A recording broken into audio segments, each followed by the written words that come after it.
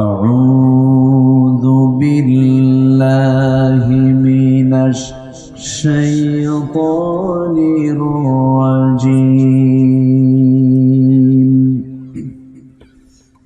بسم الله الرحمن الرحيم.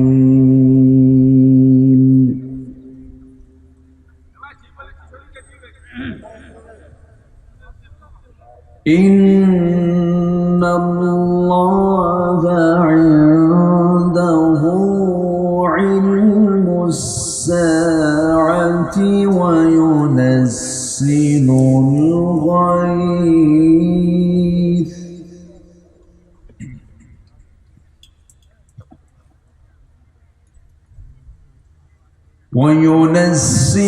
الغيث ويعلم ما في الأرحام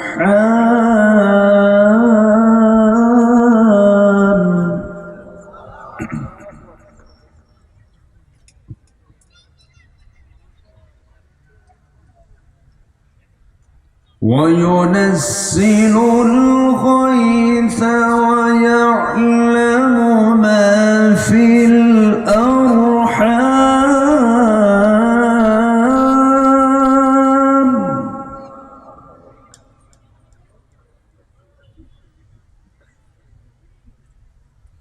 وما تدري نفس ماذا تكسب غدا وما تدري نفس بأي أرض تموت.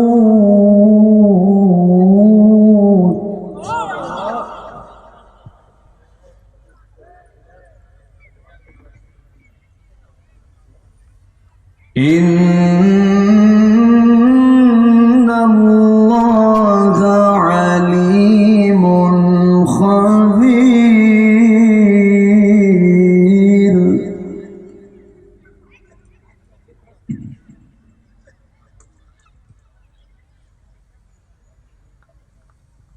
الله أكبر. بسم الله الرحمن الرحيم.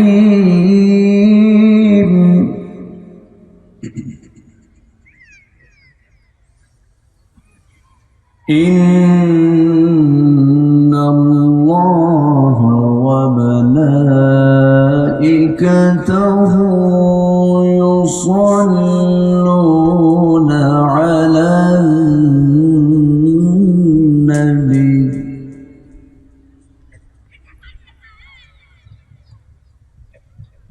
يا أيها الذين آمنوا صلوا عليه وسلموا تسليما. اللهم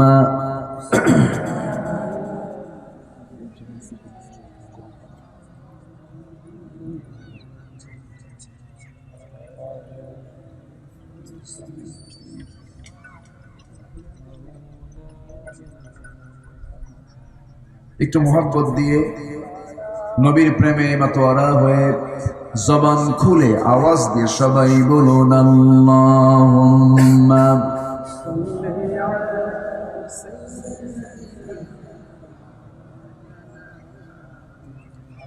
ওয়া আলা আলি সাইয়্যিদিনা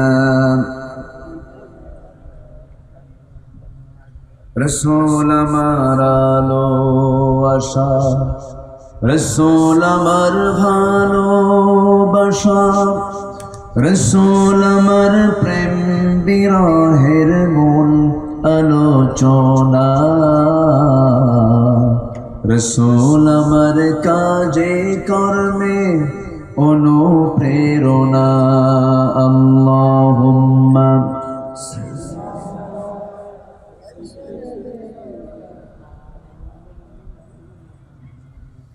وعلى آل سيدنا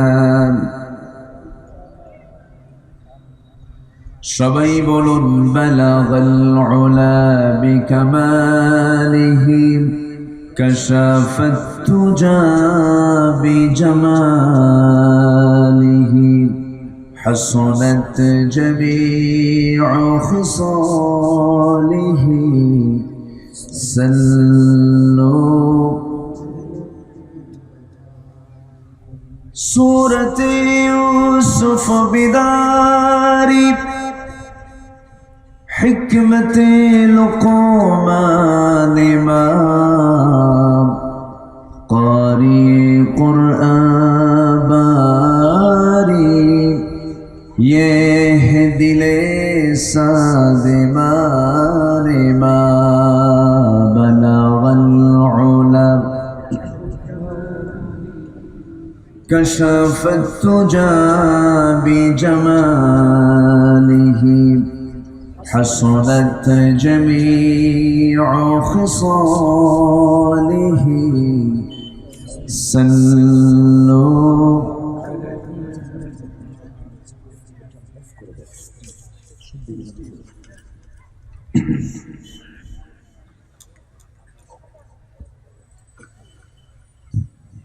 খুলনা অঞ্চলের যশোর জেলার কেশবপুর উপজেলার আলতাপোল পূর্বপাড়া মাহফিল ইন্তেজামি কমিটি কর্তৃক আয়োজিত 15তম তাফসীরুল কোরআন মাহফিল 2022 আজকের এই মহৎ আয়োজনের সম্মানিত সুযোগ্য সভাপতি, আজকের মাহফিলের বরেণ্য সাহেব সদর, আজকের মাহফিলের সম্মানিত প্রধান অতিথি মাননীয় মেয়র মহোদয় জনাব রফিকুল ইসলাম, আজকের প্রোগ্রামে উপস্থিত হাজরাত উলামায়ে কেরাম, বিশেষ করে কথা বলেছেন নন্দিত আলেমে দ্বীন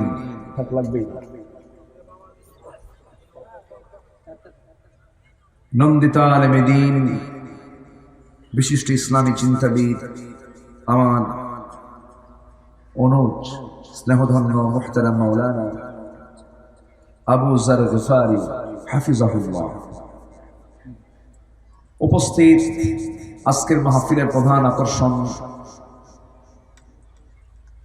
দূরে ও কাছের বিভিন্ন স্থান থেকে ছুটে আসা কালেমার ঝান্ডাবাহী, তৌহিদের পতাকাবাহী, দ্বীন ইসলামের নরশারদুল বীর মুজাহিদ, প্রাণ প্রিয় সম্মানিত দ্বীন ভাইরা, আড়ালে বসে আছেন শ্রদ্ধেয়া সম্মানিতা মা বোনেরা।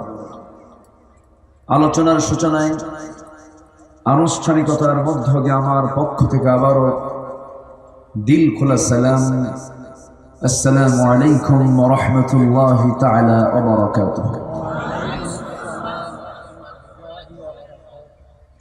সবাই কেমন আছেন? আমাকে প্রশ্ন করলেন, আল্লাহ তাআলা আল্লাহ তাআলা আমাকেও আপনার কাতারেই রেখেছেন, বলছে আলহামদুলিল্লাহ। সম্মানিত উপস্থিত, আমার পূর্বের যিনি মেহমান আবু যার গফারি মুহতারাম মাওলানা, তিনি দীর্ঘ সময় ধরে ক্বাবলুজ যোহর, বা'দুজ যোহর, যোহরের আগে এবং যোহরের পরে উনি দীর্ঘ সময় ধরে কথা বলেছেন। আমি শেষ ক্লাসে এসে কিছু কথা বলতে চাচ্ছি। আমাকে সবাই সময় দেবেন তো নাকি? জোরে বলি ইনশাআল্লাহ। খাওয়া দাওয়া হয়েছে সবার? সবাই খান নাকি? অল্প অল্প। তাহলে তো ফাঁকা পেটে কি কথা মজা পাবেন? কোনো কষ্ট হবে না তো? তো মাহফিল কমিটিকে বলি খাওয়ার ব্যবস্থা করুক, তাহলে তো কাম সারা হয়ে যাবে। আচ্ছা, যাই হোক, কষ্ট করে যে কাজ করা হয় সে কাজের পুরস্কারও ছোট হয় না বড় হয়? বড় হয়। আমরা হয়তো পেটের খাবারটা পাচ্ছি না, কিন্তু রুহের খাবার তো আমরা পাচ্ছি। বলছি আলহামদুলিল্লাহ। জি, আল্লাহ পাকের মেহেরবানি আমরা সুস্থ আছি, আমরা নিরাপদে আছি। কত কি হয়ে যাচ্ছে,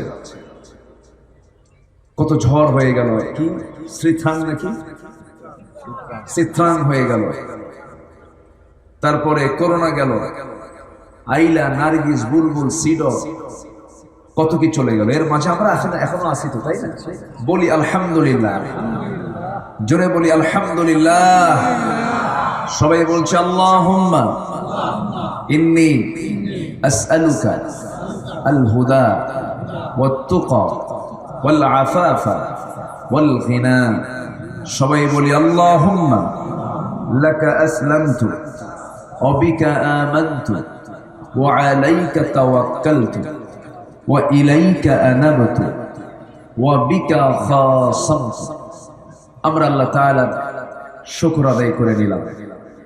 সম্মানিত উপস্থিতি, দিন যায় রাত আসে, আবার রাত যায় দিন আসে, সপ্তাহ যায় মাস আসে, মাস যায় বছর আসে, একটা যুগ পার হয়ে যায়। এরপরে এরকম করতে করতে একদিন জীবন বাতি, জীবনের প্রদীপ নিভে যায়, মালাকুল মউত এসে যায়, জান কবজ হয়ে যায়। এরকম করি এই পৃথিবী চলছে। আমি এসেছি, আমিও চলে যাব। এই কিছু দিনের ব্যবধানে কাঁচা দাড়ি সাদা হয়ে যায়, মজবুত দাঁতগুলো সবগুলো নড়বড়ে হয়ে যায়। সময়ের ব্যবধানে যে চোখ দিয়ে সব দেখা যেত, চশমা ছাড়া উপায় থাকে না। যে রক্তের টকবগে ভাব ছিল, বুড়ো হলে ঘুতমাল্লি পড়ে যায়। এটাই তো জীবন। আমার নজরুল ভাইকে আজ থেকে 5 বছর আগে দেখেছিলাম, সবগুলো দাড়ি তার কাঁচা। তো বললাম, ভাই ভাবি কি কয়? তুমি বলতেছে যে তুমি দাড়ি সাদা করতে পারবা না, তুমি কালো বানায় রাখবা। কেউ কিন্তু বুড়ো হতে চায় না, বুড়ো দেখতেও চায় না, কিন্তু বুড়ো তো হতেই হয়, ঠিক কিনা? হ্যাঁ, আমি আপনি মরে যাব, কেউ থাকবো না আমরা। কিন্তু সামনে একটা বহুত মুসিবতের দিন আসতেছে। মৃত্যুর পর কিয়ামত শুরু হবে। কিয়ামত নামে একটা আল্লাহ পাক সূরা নাযিল করেছেন। হাসর হবে। হাসর নামে একটা সূরা আছে না? আছে। তাহলে কিয়ামতের নামে সূরা আছে, হাসরের নামও সূরা আছে। মানে কি? কিয়ামতও আছে, হাসরও আছে, এতে কোনো সন্দেহ নেই। সে কিয়ামতের দিন আমি আপনি কোথায় যাব, কি করব, সেদিনটা এত ভয়াবহ হবে যে কেউ কাউকে চিনবেও না, কেউ কারো দিকে তাকাবেই না, সেনা তো দূরেই থাক। আম্মা জান আয়েশা বলেন, ইয়া রাসূলুল্লাহ, সেদিন মানুষ কেমনে উঠবে, তাদের পোশাক কি হবে? আমার রাসূল বললেন, সেই দিন কোনো বান্দা বান্দির দেহে কোনো পোশাক থাকবে না। আম্মা জান আয়েশা বলেন, ইয়া রাসূলুল্লাহ, তাহলে কি লজ্জাস্থান যদি আবৃত না থাকে, কেউ কারো দিকে তাকাবে না? রাসূল বললেন, আয়েশা, সেদিন অন্যজনের দিকে তাকানোর সময়টা পর্যন্ত বান্দা পাবে না। কথা কি একটু বুঝতে পারতেছেন আপনারা? উলঙ্গ অবস্থায় আমরা সবাই উঠবো, কিন্তু কেউ কারো দিকে তাকানোর সুযোগটাও হবে না। শুধু নফসি নফসি মানুষ করতে থাকবে। এত কঠিন একটি ভয়াবহ মুহূর্ত, দিন সবার সামনে আছে। রাসূল যখন কিয়ামতের সূরাগুলো পড়তেন, নবীজির চোখের কোনা বেয়ে টপ টপ করে পানি পড়ত। কাঁদতেন রাসূল, নামাজের ভিতরে যায় নামাজ ভিজে যেত। আমার নবীজি বিশেষ করে ইনফিতার, ইনশিকাক, সূরা তাকবীর যখন পড়তেন, নামাজের ভিতরে কান্নায় ভেঙে পড়তেন। ইদাশ শামসু কুওয়ারাত ওয়া ইদান নুজুমু কাদারাত ইদাস সামাউ ফাতারাত ওয়া ইদাল কাওয়াকিবু ইনতাসারাত। আসমান ফেটে ফেটে পড়বে, তারকাগুলো ছিটকে ছিটকে পড়বে, সূর্য সংকুচিত হয়ে যাবে।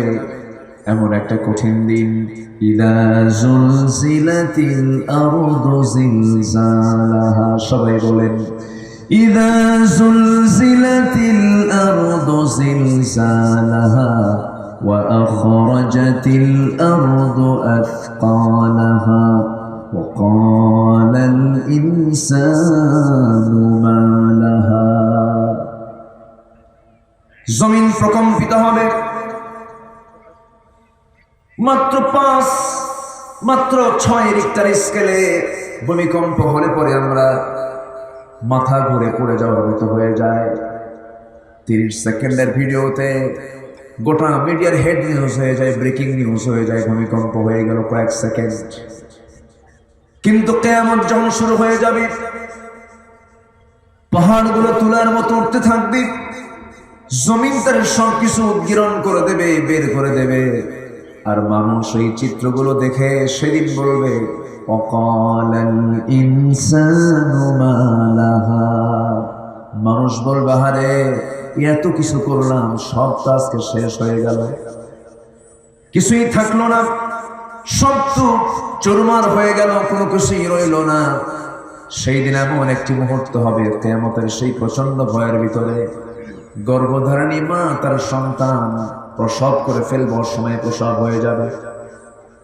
এমন একটি সিচুয়েশন সবার সামনে রয়ে গেছে। সেই জন্য কিয়ামতের ধারণা আমাদের জানার দরকার আছে না নাই? ধারণাগুলো নেওয়ার দরকার আছে না নাই? এই জন্য আল্লাহ তাআলা হাসরকে জানার জন্য হাসর দিয়েছেন, কিয়ামতকে বোঝার জন্য সূরা কিয়ামত দিয়েছেন। কিন্তু প্রশ্ন হলো কিয়ামতটা কখন হবে? কিয়ামতটা কখন হবে? ইয়াসআলুনাকা আনিস সাআতি আইয়ানা মুরসাহা, জোরে বলুন আল্লাহু আকবার। 5টা জ্ঞান কার জানা? 5টা জ্ঞান কে জানেন? আল্লাহ জানেন। সূরা লোকমান আমি যেখান থেকে তেলাওয়াত দিয়ে শুরু করেছি, আল্লাহ তাআলার কাছে 5টা ইলম রয়েছে যেটা পৃথিবীর কোনো মানুষ জানে না। আমরা ধীরে ধীরে আলোচনার একটু মূল পয়েন্টের দিকে আস্তে আস্তে যাচ্ছি। আমার আলোচনায় একটু সাইড কথা কম, আমার আলোচনায় একটু অতিরিক্ত কথা কম। আমি চেষ্টা করি যে যতক্ষণ সময় ধরে কথা বলতে, সময়গুলো যেন নষ্ট না হয়। তারে নারে বান্দরে কলা খাই সিন্দুরে, এই জাতীয় কথা আমার জীবনে আমি আমার মানে সুস্থ ব্রেন থাকা অবস্থায় আমি কখনো এরকম করে কথা বলি নাই। আমার যারা আলোচনাগুলো শোনেন প্রযুক্তির কল্যাণে, অনলাইনে যারা দেখেন শোনেন, আমি চেষ্টা করি কিছু হক কথা বলা। হ্যাঁ, আমার কথায় সবাই খুশি হবে না, এটা স্বাভাবিক, কারণ কোরআনের বক্তব্য সবার ভালো লাগে না। কোরআন কি সবার ভালো লাগে? লাগে না। চোর চুরি করে সে কি খুশি হবে? না।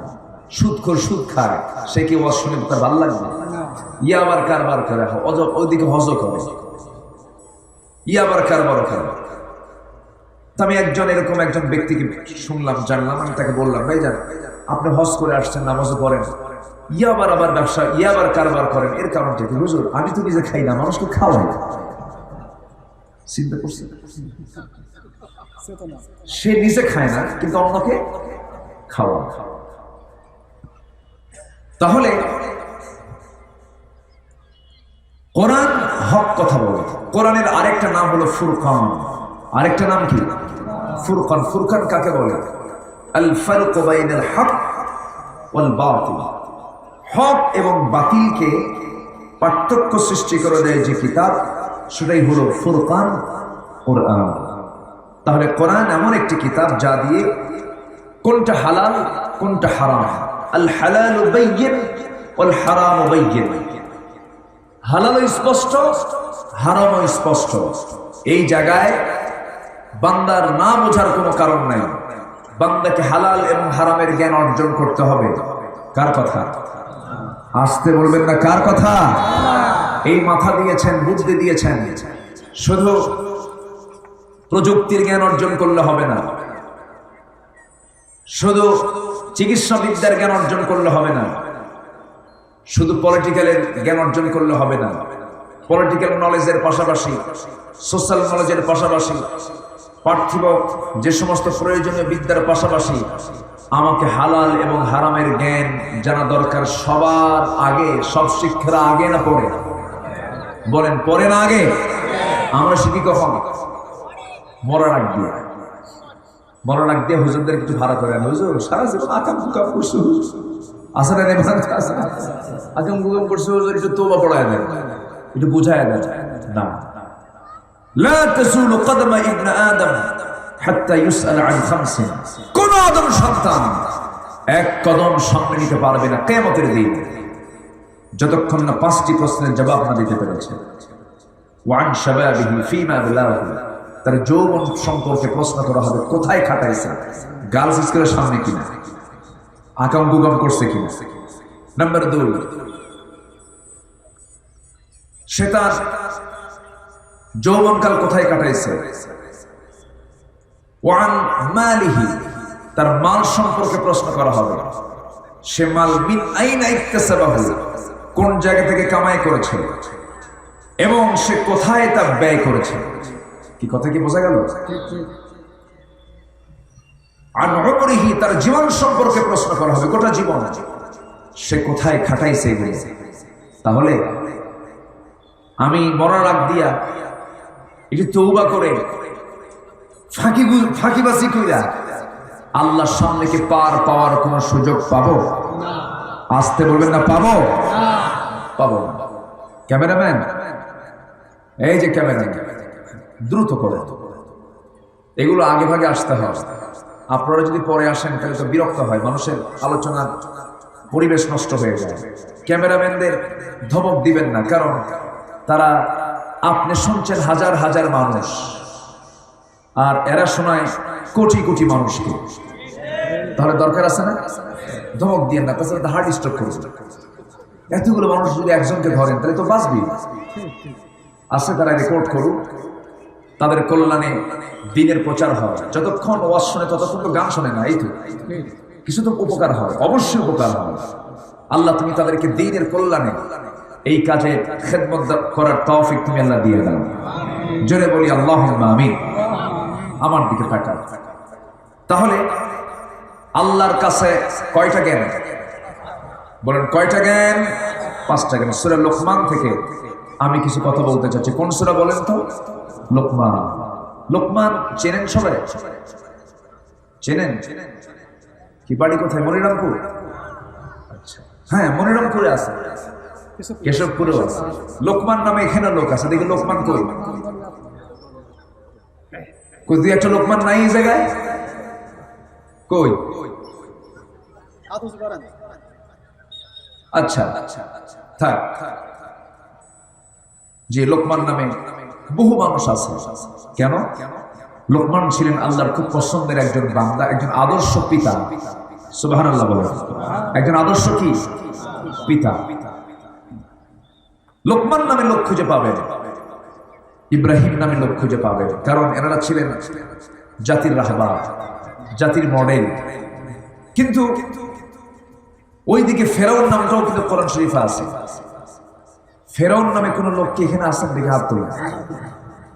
আছে? গোটা দুনিয়া জুড়ে কোথাও কি খুঁজে পাওয়া যাবে না? তাহলে ফেরাউন পাবেন না, নমরুদও পাবেন না, হামানও পাবেন না, আবু জেহেলও পাবেন না। কারণ আবু জেহেলরা জানে আমি আবু জেহেলের দল করলেও আবু জেহেলের নামটা রাখা যাবে না। আবু জেহেলের দল করে কিন্তু তার নামটা রাখেন না। আছে না নাই? আচ্ছা, লোকমান খুব দামি একজন আল্লাহর পছন্দের বান্দা ছিলেন, যিনি নবুয়ত পান নাই কিন্তু হিকমত পেয়েছেন। ওয়ালাকাদ আতাইনা লুকমানাল হিকমা, আমি লোকমানকে হিকমত দিয়েছি। হিকমত কিন্তু বিশাল পাওয়া। ওয়া ইউতিল হিকমাতা ফাকাদ উতিয়া খায়রান কাসীরা, যাকে হিকমত দেওয়া হয়েছে আল্লাহর পক্ষ থেকে তাকে সমস্ত কল্যাণ দেওয়া হয়েছে। জোরে বলি সুবহানাল্লাহ। এই জন্য হিকমাহ এটা খুব গুরুত্বপূর্ণ একটা বিষয়। এই জন্য হিকমত আল্লাহর পক্ষ থেকে আসে। লোকমানকে দেওয়া হয়েছে কি বলেন? নবুয়ত না হিকমত? নবুয়ত না হিকমত? আল্লাহ তাআলা বলেন ولقد آتينا لقمان الحكمة أن اشكر لله ومن يشكر فإنما يشكر لنفسه ومن كفر فإن الله غني حميد جربنا الله أكبر আমি লোকমানকে হিকমত শিক্ষা দিয়েছি হিকমতের সমস্ত কিছু আমি তার মধ্যে দিয়েছি লোকমান তার সন্তানদেরকে জীবনে বহু নসিহত দিয়েছেন একদিন সন্তানগুলোকে ডাক দিয়ে বলছেন বাবারা তিনটা নসিহত তোমাদেরকে দিচ্ছে নাম্বার 1 হলো পৃথিবীর শ্রেষ্ঠ খাবার খাবে পৃথিবীর শ্রেষ্ঠ বিছানায় ঘুমাবে শ্রেষ্ঠ প্রাসাদে বসবাস করবে এই তিনটা নসিহত শুনে সন্তানগুলো হাসে আর বলে আব্বা তোমার মাথা ঠিক আছে নাকি ভাতই পাই না শ্রেষ্ঠ খাবার কেমনে খাবো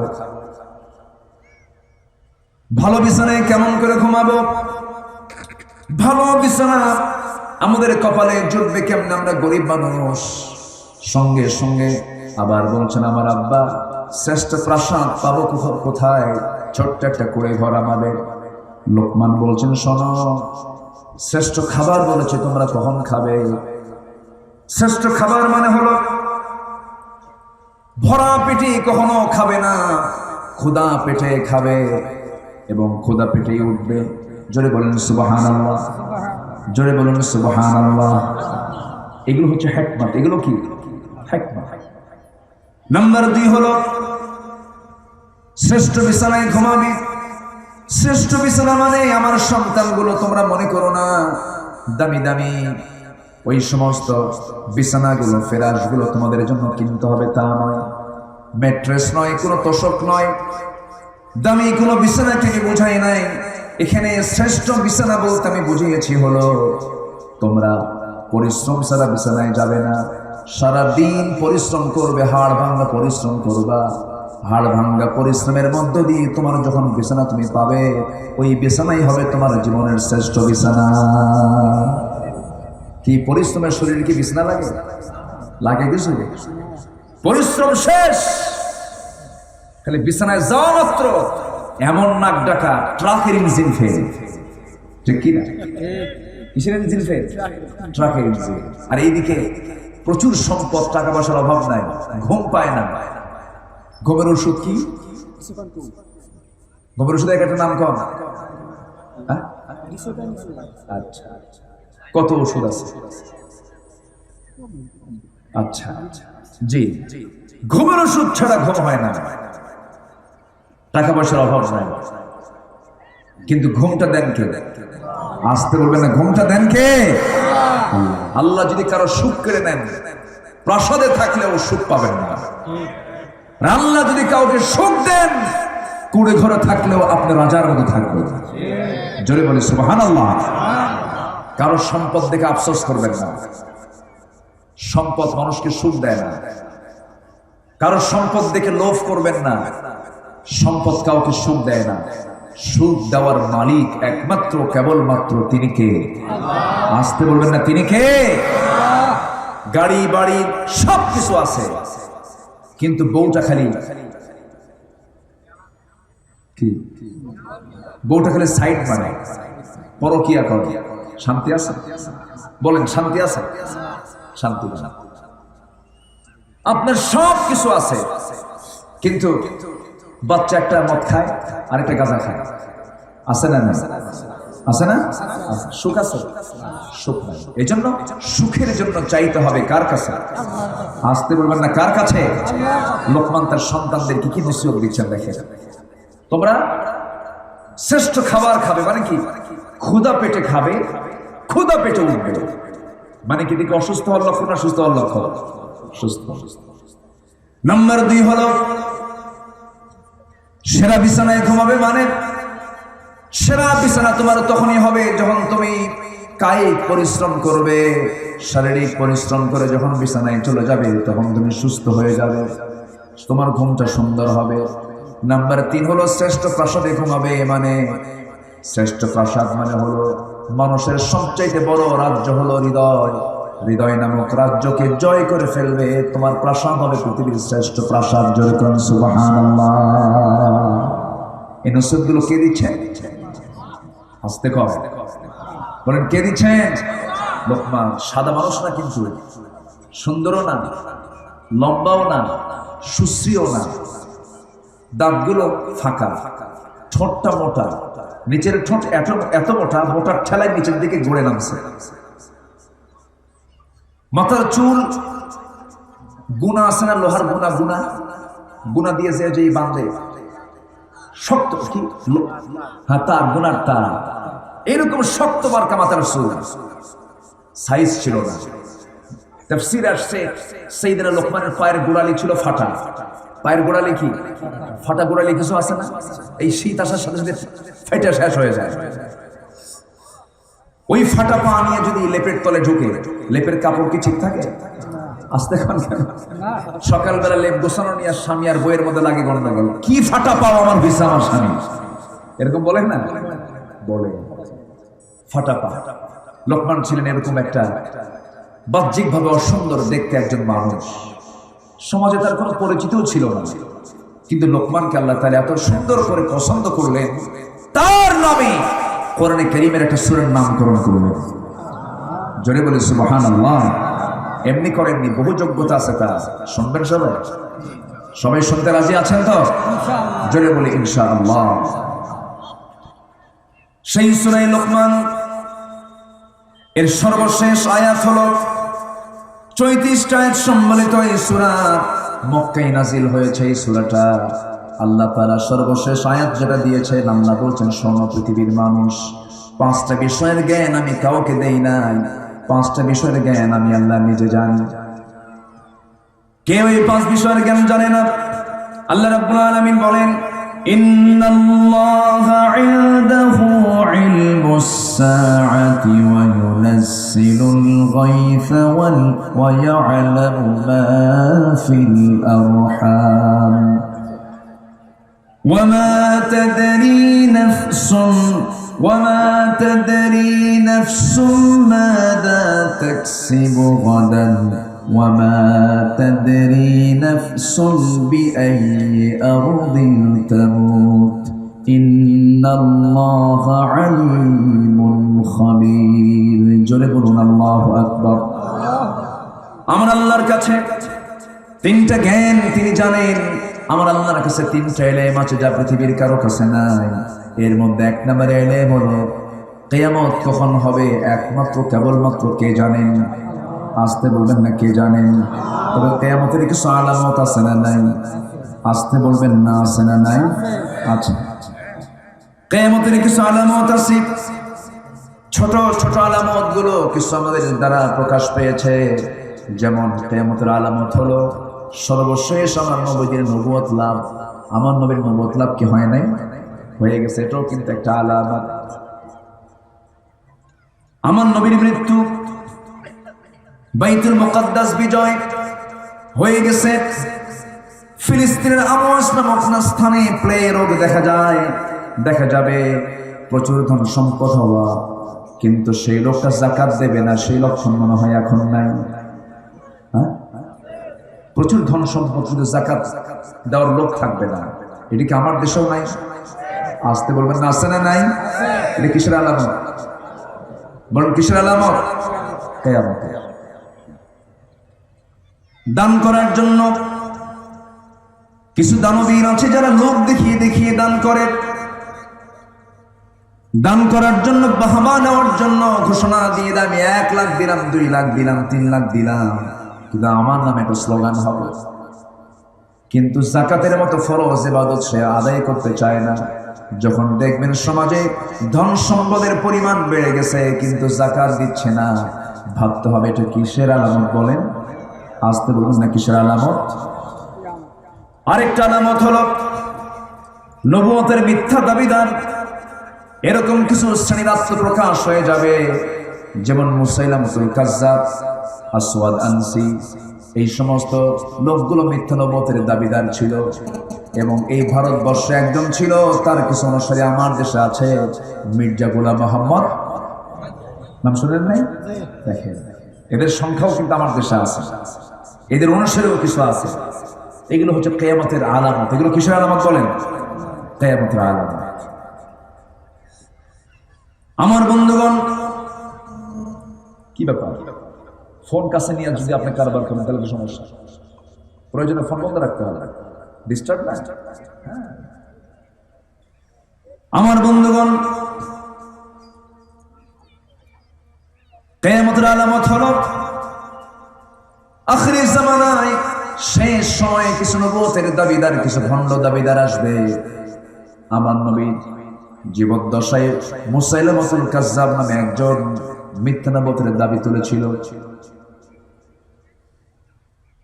সাহাবায়ে কেরাম মোকাবেলা করে, সাহাবায়ে কেরাম যুদ্ধ করে মুসাইলামাতুল কাজ্জাবকে দুনিয়া থেকে বিদায় করে দিয়েছেন। এই ভারতবর্ষে পশ্চিমাদের জোর সাজসে একজন কাদিয়ান প্রদেশ থেকে গোলাম মোহাম্মদ কাদিয়ানি নামে একজন ব্যক্তি, সে বলল আমি আখির জামানের পয়গম্বর। যেরকম নাউজুবিল্লাহ, আরো জোরে বলুন নাউজুবিল্লাহ। যদি কেউ রাসূলকে বাদ দিয়ে যদি অন্য কোনো নবীকে মানে, তার কি ঈমান থাকবে নাকি? আসতে বলবেন না, থাকবে নাকি? আমার নবী তার শেষ নবুয়তের ব্যাপারে বলেছেন, মা কানা মুহাম্মাদুন আবা আহাদিন মির রিজালিকুম ওয়ালাকিন রাসূলুল্লাহি ওয়া খাতামান নাবিয়্যিন ওয়া কানা আল্লাহু বিকুল্লি শাইইন আলিমা। জোরে বলুন আল্লাহু আকবার। তোমাদের নবী মুহাম্মদ সাল্লাল্লাহু আলাইহি সাল্লাম কোন প্রাপ্তবয়স্ক ছেলের সন্তানের তিনি জনক নন, তিনি হলেন শেষ পয়গম্বর। তারপরে আর কোন নবী আসবে না। রাসূল উদাহরণ দিয়ে তিনি একদিন বললেন, শোনো, একটা প্রাসাদের সকল কাজ শেষ হয়ে গেছে, শুধু একটা ইট লাগানো বাদ আছে। যেমন একটা ইট লাগানোর মধ্য দিয়ে প্রাসাদের কাজ শেষ হয়ে যায়, নবুয়তের যে একটা বিশাল সিলসিলা ছিল তার সর্বশেষ ইট হলাম আমি রাসূল। আমার পরে আর কোন নবী আসবে না। কিন্তু এই কথা বলার পরে যদি কেউ রাসূলকে বাদ দিয়ে যদি অন্য কোনো কাউকে যদি সে শেষ নবী হিসেবে মানে, তার ঈমান থাকবে না। ওই সমস্ত লোকগুলো যারা রাসূলকে শেষ নবী না মেনে আরেকজনকে শেষ নবী মানে, এমন লোক আমার দেশে আছে না নাই? এমন একটা গ্রুপ আমার দেশে আছে না নাই? ক্যাবিনেটের সেজদা দেওয়ার জন্য মসজিদ নামক উপাসনালয় আছে না নাই? ওরাও আযান দেয়। ওদের পেছনে আমেরিকা কাজ করে, ওদের পেছনে ইউরোপ কাজ করে, বড় বড় কোম্পানিগুলো ওদের দ্বারা পরিচালিত। এক নামে সবাই চিনে ফেলবেন। এই সমস্ত লোকগুলো কাদিয়ানি, যারা কোরআন এবং হাদিসকে সামনে রেখে স্পষ্ট ভাষায় বলা যেতে পারে এরা কাফির, এতে কোনো সন্দেহ আসতে সন্দেহ নাই। রাসূলকে না মানলে সে কি ইমানদার হবে নাকি? অথচ তাদের দ্বারা তাদের ব্যাপারে কোনো কথা নাই। কিন্তু তাওহীদপন্থী মুসলমান যখন হকের কথা বলে তখন তাদেরকে জঙ্গি বলে গালি দেওয়া হয়। আসতে বলবেন না, ঠিক কিনা? ইসলাম কি জঙ্গি শেখায়? ভাই বা প্রশ্ন আসে, এমসিকিউ প্রশ্ন আসে যে জঙ্গি কোথায় উৎপন্ন হয়? নাম্বার 1 কলেজ, নাম্বার 2 মন্দির, নাম্বার 3 মসজিদ, নাম্বার 4 মাদ্রাসা। দেখছেন, 4টা পয়েন্ট দিয়ে রাখছে। জঙ্গি কোথায় হয়? এখন বলেন কলেজ, মসজিদ, মন্দির না মাদ্রাসা, কোনটা হবে? বলেন কোনটা? কোনটা মানুষ উত্তর দেবে? বলেন সমাজে প্রচলিত কোনটা? মাদ্রাসা। আচ্ছা, মাদ্রাসায় যদি জঙ্গি হয়, এই পর্যন্ত দেখেছেন কি কোন মাদ্রাসায় কোন আগ্নেয় অস্ত্র অথবা কোন অস্ত্র নিয়ে মাদ্রাসার ছাত্র ধরা পড়েছে এমন কোন রেকর্ড আছে? ভার্সিটিতে আসতে বলবেন না, আছে না নাই? কলেজ ভার্সিটিতে আছে না নাই? তাহলে কোথাও যদি আপনি আগুন দেখেন, কোথাও যদি আপনি ধোঁয়া উঠতে দেখেন, লক্ষণ পিছনে নিচে কি আছে? আগুন আছে। ধোঁয়া দেখলে নিচে কি থাকে? আগুন থাকে। তাহলে অস্ত্র যেখানে থাকবে সেখানে জঙ্গি তৈরি হওয়ার কথা। মাদ্রাসায় তো নাই। সম্মানিত ভাইয়েরা, আমার দেশে ঘাপটি মারা কিছু নাস্তিক, এরা ইসলামকে সহ্য তো করতে পারেই না। ইসলামকে কেমনে নির্মূল করা যায় তার ষড়যন্ত্রে তারা মাতাল হয়ে গেছে। আছে না নাই? গভর্নমেন্টকে ধন্যবাদ। প্রেজেন্ট গভর্নমেন্ট সম্প্রতি একজন হাফেজ সালেহ আহমদ তাকরিমকে দিয়ে হাফেজদেরকে রাষ্ট্রীয় সম্মাননা দেওয়া শুরু করেছেন। বলি আলহামদুলিল্লাহ। এটা মহতি উদ্যোগ, এটা একটি ভালো কাজ তারা শুরু করেছেন, এটা ভালো কাজ। কিন্তু এটা কেন দেওয়া হলো? কিছু সুলকানি, নাস্তিক পাড়ার কিছু সুলকানি গ্রুপ সুলকাচ্ছে, বলে যে এটা কোনো যোগ্যতা হলো? হাফেজ হওয়া কোনো যোগ্যতা? এটা কোনো যোগ্যতা হলো? এই জাতীয় কথা বলতেছে। আচ্ছা, হাফেজ যদি যোগ্যতা না হয় তোর 14 গোষ্ঠী নিয়ে আসতে কম কেন? ঠিক কিনা? কোরআন মুখস্থ করে কি এতই সস্তা? এতই সস্তা? সস্তা না, এত সহজ না। কোরআন মুখস্থ করতে চাইলে আপনি মুখস্থ করতে পারবেন না। মুখস্থ করায় দিবেন কে? আমার নবীর উপরে কোরআন নাযিল হয়েছে, সেই রাসূল নামাজ পড়াচ্ছেন। নামাজের মধ্যে আয়াত বাদ গেছে। কার আয়াত বাদ গেছে? কার? সাধারণ কোন ব্যক্তি? আমার নবী। নামাজের মধ্যে যখন আয়াত বাদ গেল, নামাজ শেষ হতে একজন সাহাবী উবাই ইবনে কাব বললেন, ইয়া রাসূলুল্লাহ, নামাজের মধ্যে যে আপনি আয়াতগুলো বাদ দিলেন, আয়াতগুলো মানসুখ হয়ে গেছে নাকি, রহিত হয়ে গেছে নাকি? আমার নবীজি মুস্কি হাসি মেরে বললেন, সাহাবী রে, রহিত তো হয় না, আমি ভুলে গেছি। আমার নবীজি যদি নামাজ তেলাওয়াত করতে নিয়ে যদি নামাজের ভিতরে আয়াত বাদ পড়ে যায়, ফেলে যান, যদি ভুল হয়ে যায়, আমার আপনার নামাজের মধ্যে ভুল হতে পারে কিনা বলেন? সঙ্গে সঙ্গে আল্লাহ বলছেন, সানুকরিউকা ফালা তানসা ইল্লা মা শাআল্লাহ। হে রাসূল, আমি আপনাকে পড়িয়ে দেব, আমি আপনাকে রিসাইট করে দেব, আপনি ভুলবেন না। আমি যদি চাই আপনি কখনো ভুলবেন না। আমার নবীর কাছে কোরআনের আয়াতগুলো নাযিল হচ্ছে, রাসূল বারবার তেলাওয়াত করছেন, জিহ্বা নড়াচ্ছেন। আল্লাহ বলছেন, লা তুহাররিক বিহি লিসানাকা লিতাআজালা বিহি। হে রাসূল, আপনি জিহ্বাকে বারবার নড়াবেন না মুখস্থ করার জন্য। আমি আল্লাহ নিজ কুদরতে আমি আপনাকে আপনার সিনার মধ্যে কোরআনটা তুলে দেব। এখন বলেন, যারা হাফেজ তারা আল্লাহর নরমাল বান্দা না স্পেশাল বান্দা? নরমাল না স্পেশাল? যারা এই স্পেশাল বান্দা হাফেজদেরকে নিয়ে যারা কথা বলে, যারা কটু মন্তব্য করে, নারে তাকবীরের স্লোগানকে নিয়ে যারা বিতর্কিত করে, হাফেজদের সম্মান নিয়ে যারা বিতর্কিত করে, আলেমদের সম্মান নিয়ে যারা বিতর্কিত করে, নারে তাকবীরের স্লোগান নাকি কোনো স্লোগান দেওয়া যাবে না কোনো এই দেশে কোথাও, এই জাতীয় মন্তব্য যারা করে তাদের ঈমান বিতর্কিত, জন্ম বিতর্কিত মুসলমান। কেউ তো স্লোগান দেন না।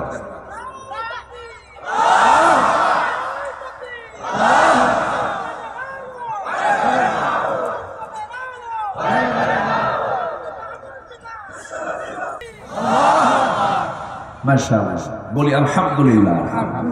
যে স্লোগানটা দেওয়া হলো এটা আমাদের বদরের স্লোগান, এটা উহুদের স্লোগান, এটা খন্দকের স্লোগান, এটা মুতার স্লোগান। মুসলমানদের অস্ত্র একটাই, নারায়ে তাকবীর, নারায়ে তাকবীর, আরো জোরে নারায়ে তাকবীর। একটু আওয়াজ দেন তো, হাত একটু উঁচু করেন, নারায়ে তাকবীর। বলি আলহামদুলিল্লাহ। এই আওয়াজ অনেকের সহ্য হয় না, আছে আমাদের মধ্যে আছে না? এই আওয়াজ শুনলে ওদের গায়ে জ্বালা পড়া করে। যাদের এই আওয়াজ শুনলে গা জ্বালা পড়া করে, ওদের জানাজা দেওয়া হবে না, যেহেতু জানাজায় আল্লাহু আকবার আছে। যাদের এই আওয়াজ শুনলে গা জ্বালা পড়া করে, ওদেরকে জানাজা না দিয়া কুকুর বিড়াল সিগারের মতো বিদায় করা দরকার। আমার আর এর চাইতে বড় ভাষা নাই। আমি তাদেরকে সাবধান করে বলতে চাই, মুনাফিকি চাল চালবেন না। মুসলমান মুসলমানের মতো কথা বলবেন। ইসলামকে খাটো চোখে দেখবেন না, ইসলামকে নেগেটিভ ভাববেন না। ইসলাম দিয়ে আপনার পরিচয়, মুসলিম আপনার পরিচয়, কোরআন আপনার সংবিধান, আল্লাহ আপনার রব, রাসূল আপনার লিডার। আল্লাহু আকবার। ভোগীসগি করেন কেন? কোন ভোগীসগি করার কোন সুযোগ নাই। কষ্ট হচ্ছে আপনাদের? আসুন, তাহলে আল্লাহর কাছে কয়টা এলেন? কয়টা বিষয়ের জ্ঞান? কিয়ামতের ব্যাপারে সবচেয়ে বেশি জানেন কে? কিন্তু কিছু আলামত আছে না নাই? আলামত গুলো প্রকাশ করেছেন মুহাম্মদ সাল্লাল্লাহু। 7-8টা আমি আলামতের কথা বলেছি ইতিমধ্যে, মনে আছে তো আপনাদের? আচ্ছা, আরেকটা আলামত হলো নাম্বার 8, যখন দেখবেন আমানতদারিতে উঠে গেছে, সমাজে যখন আমানতদারিতে থাকবে না, তখন ভাববেন আপনি যে কিয়ামত সামনে চলে আসছে। এখন যে লোক ঋণ দেয় সে বিপদে, যারা ঋণ নাই সে বিপদে। কে বিপদে থাকে বলেন? ঋণদাতা না ঋণ গ্রহীতা? ঋণদাতা বড় বিপদে পড়ে যায়। যে ঋণ দিল সে বড় বিপদে পড়ে গেছে। আপনি টাকা পাবেন যার কাছে, তার কাছে গেছেন, ভাই টাকাটা দেন, অমুক দিন আসো। আরেকদিন গেছেন, অমুক দিন আসো। তৃতীয় দিন গেছেন আপনি তার কাছে, যাওয়া মাত্রই সামনে কিছু লোকজনের সামনে যখন বলে ফেলেছেন, খেপে গিয়ে রেগে গিয়ে বলে, ভাই তুমি আমার কাছে সকালে চাও, বিকেলে চাও, সন্ধ্যায় চাও, আমার কি কোনো মান সম্মান নাই? দেখছেন ও ঋণ খেলাপি হয়ে বসে আছে, আমার কি মান সম্মান নাই? চোরের মায়ের, ওই এলাকায় এই কথা আছে তো নাকি? চোরের মায়ের বড় বড়। আমার বন্ধুগণ, ইদা উদিআতিল আমানাহ, যখন আমানতদারিতে উঠে যাবে, সেই সময় কিয়ামতের সমস্ত আলামতের মধ্যে একটা আলামত প্রকাশ পেয়ে যাবে। শেষ পর্যন্ত ঋণদাতা যে ঋণ দিছে সে রাগের ছাড়াই বলে, ভাই জীবনে আমি তোমার কাছ থেকে দুনিয়ার টাকা চাবো না, কিয়ামতের দিন তুলে নেব। ঋণ গ্রহীতা কয়, লম্বা ডেট পাইছি। কি কথা কি বুঝতেছেন? এগুলো কিসের আলামত? কিসের আলামত? কিয়ামতের আলামত। নাম্বার 9 হলো সহি যে ইলম, সেই ইলমগুলো উঠিয়ে নেওয়া হবে, অজ্ঞতা বিস্তার লাভ করবে। আজকের সমাজে দেখবেন 27 ইঞ্চি, 28 ইঞ্চি, 29 ইঞ্চি বক্তাও আছে না না? তার যোগ্যতা হলো 27 ইঞ্চি, কোনো পড়াশোনা নাই, ছোট্ট বাচ্চা, ইলম নাই, কালাম নাই। সেই বাচ্চাগুলো এসে মঞ্চে হাত ঢাক মারতেছে, চিল্লা চিল্লি করতেছে, আয়াত নাই, হাদিস নাই। যখন সমাজে মূর্খগুলো জ্ঞান দেওয়া শিখবে, তখন ভাববেন কিয়ামতের আলামত শুরু হয়ে গেছে। কথা কি বুঝতেছেন আপনারা? 2 ঘন্টা বক্তৃতা, বক্তা এমন সুর দিল, ওই যে সুর ধরছে না হামাদু থেকে, শেষ পর্যন্ত সুর আর ছাড়ে না। সুরের ঠেলায় বক্তা নিজেও কান্দে, শ্রোতাও কান্দে। ওয়াজের শেষে যখন বলা হলো, বুঝলা কি? কানলাম তো ঠিকই, বুঝি নাই কিছু। আছে না নাই? আসতে বলবেন না, আছে না নাই? সঠিক ইলম উঠিয়ে নেওয়া হবে, অজ্ঞতা বিস্তার লাভ করবে, যার তার মুখ থেকে ফতোয়া বের হয়ে যাবে। ফতোয়ার শব্দটা দিতে গেলে অনেক হিসাব করে দিতে হয়। ইমামে আযম আবু হানিফা রাহমাতুল্লাহ আলাইহিকে 40টা প্রশ্ন করা হয়েছিল, তিনি 37টি প্রশ্নের জবাব দিতে পারেন নাই। 37টা জবাব না দিয়ে বলেন, আমি পারলাম না, কিতাব না দেখে আমার পক্ষে উত্তর দেওয়া সম্ভব না। আর আমার দেশে দেখবেন কেউ ফতোয়া দেওয়ার জন্য সামনে বসে আছে, ও কাফের, ও কাফের, ও কাফের। তুমি কোন জামানার কোন কুতুব? আছে না নাই? আসতে বলবেন না, আছে না নাই? রাজুলুন রাজুলান বিল ফিসকি আও বিল কুফরি ইল্লা ইরতাদ্দাত ইলাইহি ওয়া ইল্লাম ইয়াকুন সাহিবুহু কাযালিক। যদি কোনো ব্যক্তি কোনো ব্যক্তিকে ফাসিক বলে গালি দেয়, কাফের বলে গালি দেয়, সে যদি ফাসিক কাফের না হয়, সেই গালি যে বলেছে তার দিকে বর্তাবে। অতএব কাউকে গালি দিতেও সাবধান হওয়ার দরকার আছে না নাই? সাবধান হতে হবে। এগুলো সব হলো ইলম শূন্যতার কারণে, অহংকারের কারণে। যে ব্যক্তি জ্ঞানী হয় সে বিনয়ী হবে, কিন্তু জ্ঞানী হওয়ার মধ্য দিয়ে সে যদি অহংকারী হয়, সে যদি মেজাজি হয়, সে তো জ্ঞানী হতে পারে নাই। সবচেয়ে বড় জ্ঞানীর পরিচয় হলো সে কখনো উগ্র হবে না, অহংকারী হবে না, সে হবে বিনয়ী। জোরে কান সুবহানাল্লাহ। আমার নবীর চাইতে বড় জ্ঞানী পৃথিবীতে কেউ আছে? আসতে বলবেন না, আছে? এই মহান ব্যক্তির মধ্যে কোনো অহংকার ছিল? কোনো অহংকার ছিল না। ধনী গরিব অবল বৃদ্ধ বনিতা, চোখে দেখে না ফকির মিসকিন, যে আসতো রাসূল তাকে সম্মান দিয়ে কথা বলতেন। আমার ভাই, নাম্বার 10 হলো ব্যভিচার বেড়ে যাবে। আছে না নাই? এখন বিয়ে বেশি না ব্যভিচার বেশি? বিয়ে সহজ না জেনা সহজ? জেনা সহজ হয়ে গেছে। জেনা করতে কোনো কঠিন নাই, জেনা এত সহজ হয়ে গেছে। যুবকরা বিপদগামী হয়ে পড়তেছে, মেয়েরা আজকে কাপড় চোপড় খুলে রাস্তায় বের হয়ে গেছে।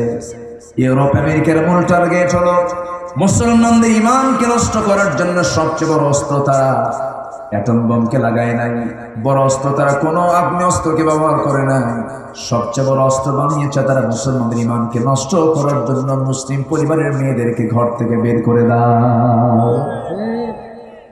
এনজিও নামের বিভিন্ন সংস্থা কর্তৃক মেয়েদেরকে উস্কায়া দিয়া, মেয়েদেরকে ঘর থেকে বের করে দিয়া অর্ধ লগ্ন করে বাইরে বের করে দেওয়া হয়েছে। গত পরশুদিন আমি পদ্মা সেতু যখন পার হচ্ছিলাম, পদ্মা সেতু পার হওয়া মাত্রই দেখি একটা ট্রাকের পিছনে একটা প্রাইভেট কার মেরে দিয়েছে। পিছনে মারছে। পিছনে মারলে কি এখানে সমস্যা আছে নাই বলেন? সমস্যা 2 প্রকার হতে পারে। নাম্বার 1, ঘুম থাকতে পারে। নাম্বার 2, ব্রেক মিস করতে পারে। নাম্বার 3 হলো সে ঘুমাতে পারে, অথবা ঘুমের বিকল্প বোতল খায়া মাতাল হতে পারে। ঠিক কিনা বলে? দেখি সেই গাড়ির সেই প্রাইভেট কারের প্যাসেঞ্জার মোটে 3 জন। সেই 3 জন প্যাসেঞ্জারের একটা মাথায় কোনো কাপড় চোপড় নাই, 3টাই ফিমেল মহিলা মানুষ। 3 জনই মহিলা, মানে কি ড্রাইভারও মহিলা। পিছন দিক থেকে গিয়ে মেরে দিয়েছে ট্রাককে। এই 3 জন মহিলার মাথায় কোনো কাপড় চোপড় নাই। যে ড্রেসটা পরেছে সেই ড্রেসগুলো হলো পুরুষের ড্রেস, শার্ট প্যান্ট পরা, টাইট ফিটিং করা পোশাক, মেরে দিয়ে শীত হয়ে পড়ে আছে। প্রশাসন চলে আসছে। এই যে সিচুয়েশন, এই যে অবস্থা, মেয়েরা যদি কোনো সফরে বের হয় সে একা বের হবে না, সাথে একজন সঙ্গী লাগবে, সাথে একজনকে নিতে হবে, একজন পুরুষ নিতে হবে। সেই পুরুষটা হবে তার বাবা, তার ভাই, তার আপন চাচা, আপন মামা, অথবা নিজের ছেলে, অথবা তার নিজের স্বামী হতে হবে। এমন জাতীয় পুরুষটার সে বাইরে বের হতে পারবে না। রাত 10টার দিকে সে যে গাড়ি চালায়া একাকি 3 বান্ধবী নিয়ে যে ঘুরলো, এমন স্বাধীনতা কি ইসলাম দিয়েছে নাকি? আসতে বলবেন না, দিয়েছে নাকি? দেয় না। এমন তো সিস্টেম ইসলামে নাই। আপনি মা, আপনি সব কিছু করবেন, কোনো আপত্তি নেই, কিন্তু ইসলামকে আপনি প্রত্যাখ্যান করে আপনি মানবেন, তাতে শান্তি পাবেন না। ব্যভিচার যখন সমাজে বেড়ে যাবে, সমাজে যখন জেনা বেড়ে যাবে, বিয়েটা কঠিন হয়ে যাবে, জেনাটা সহজ হয়ে যাবে। আমরা এমন দেশে বসবাস করছি, সেই দেশে কিন্তু জেনার লাইসেন্স আছে না নাই? আসতে বলবেন না, আছে না নাই? মদের লাইসেন্স আছে না নাই? মদের লাইসেন্স থাকলো, জেনার লাইসেন্সও থাকলো, এইদিকে সুদের কারবারও আছে না নাই বলেন? এই 3টা কাজ আসছে আল্লাহর পক্ষ থেকে না শয়তানের কাছ থেকে? কার কাছ থেকে আসছে বলেন? এগুলো কি আল্লাহর কাজ না শয়তানের কাজ? মিন আমালি শাইতান, এগুলো শয়তানের কাজ। এই কাজগুলোকে আমরা প্রমোট করছি, এই কাজগুলোকে আমরা সামনের দিকে এগিয়ে নিতে চাচ্ছি। এটার ফলাফল হলো কি? এটার ফলাফল হলো আগে তো বিয়ে হয়, এরপরে বাচ্চা কাচ্চার মা হয়। এখন তাকে বিয়ে হওয়া লাগে না, আগে হয় বাচ্চার মা। আগে বাচ্চার কি হয়? মা হয়, এরপরে গায়ে হলুদ হয়, এরপরে বিয়ে হয়। এদিকে মুসলমানদের কালচার না মেসি রোনালদোর কালচার? মেসি রোনালদোদের কালচার হবে এটা। মেসি সে বাচ্চার বাপ হয়েছে আজ থেকে 17 বছর আগে, আর বিয়ে করছে কয়েকদিন আগে। মেসির ফলোয়ার আমার দেশে, যে মেসির দেশে আযান নিষিদ্ধ, যে মেসির দেশে আযান নিষিদ্ধ, সেই মেসির ফলোয়ার আমার দেশে খুঁজে পাওয়া যায়। মুসলমান ফলোয়ার হবে মেসি রোনালদো না রাসূলুল্লাহ? মাথার চুল দেখছেন যুবকদের? মাথার চুলগুলো 2 দিকে নাই, পিছনেও নাই। চুল ছোট করে করে একদম চামড়া বের করা, মাথার উপরে গোল কইরা দক্ষিণ তালপট্টির দিক, আছে না নাই? আছে। যখন বলা হয় তুমি এটা কোন মডেল, তো মেসি। তুমি কি নেইমার, তুমি কি কুত্তা। বলেন আছে না? আসতে বলবেন না, আছে না? নয়, তোমার চুল হবে রাসূলের ডিজাইনে, তোমার পোশাক হবে রাসূলের ডিজাইনে। প্যান্ট পরে, সেই প্যান্ট নাভির নিচে পড়ে না উপরে পড়ে? বলেন বলেন সবাই বলেন। উপরে পড়ে না নিচে পড়ে? নিচে পড়ে। এমন নিচে পড়ে সীমান্ত বর্ডার, যে কোনো মুহূর্তে অঘটন ঘটে যেতে পারে। এই হলো প্যান্ট। ওই প্যান্ট নিয়ে যদি নামাজে যায়, নামাজ হবে? বলেন নামাজ হবে? হবে না। অনেকদিন আগে আমি মসজিদে ঢুকি, আমি সুন্নতের নিয়ত করবো, 2 রাকাত নামাজ পড়ব, নফল নামাজ পড়ব। হঠাৎ করে দেখি এক যুবক নামাজ পড়তেছে, ওই রকম পোশাক পরে। ভাবলাম দেখি ওর নামাজ কেমন হয় দেখি। ও রুকুতে গেছে, রুকুর ঠেলায় দেখি উপরের শার্ট উপরের দিকে আসছে, নিচের প্যান্ট নিচের দিকে গেছে, মাঝখানে কিছু নাই। তো ভাবলাম এই তো রুকু, দেখি সেজদায় কি হয়। সেজদায় যখন গেছে তখন দেখি প্যান্ট খুলে আন্ডার প্যান্ট বেরিয়েছে। আমার কথা কি বোঝা যায়? এই পোশাক পরে কি নামাজ হবে? হবে না। এগুলো কিসের আলামত বলেন? বলে কিসের আলামত? কিয়ামতের আলামত। পোশাক পরেও তার উলঙ্গ থাকবে। পুরুষরা মেয়েদের সুরত ধারণ করবে, ছেলেরা মেয়েদের সুরত ধারণ করবে। মেয়েদের হাতে থাকে চুড়ি, আজকে ছেলেদের হাতেও চুড়ি আছে না নাই? আসতে বলবেন না, আছে না নাই? নাম দিয়েছে ব্রেসলেট। নাম দিয়েছে কি? ব্রেসলেট নাম দিয়েছে।